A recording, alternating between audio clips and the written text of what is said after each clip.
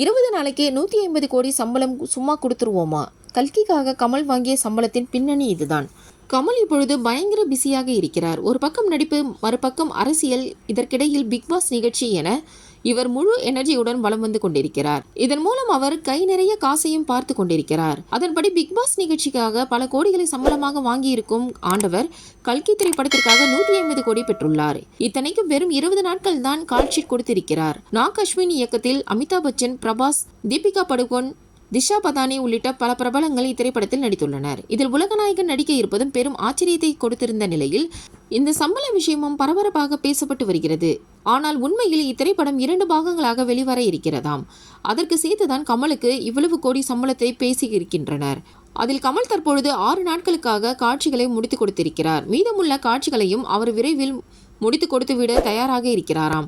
அதன்படி 600 கோடியில் மிகவும் பிரம்மாண்டமாக எடுக்கப்பட்டு வரும் இத்திரைப்படம் அடுத்த வருடம் திரைக்கு வர இருக்கிறது என்று சொல்லப்படுகிறது. ஏற்கனவே பிரபாஸ் ஆதி புருஷ் மூலம் ராமர் அவதாரம் எடுத்திருந்தார்.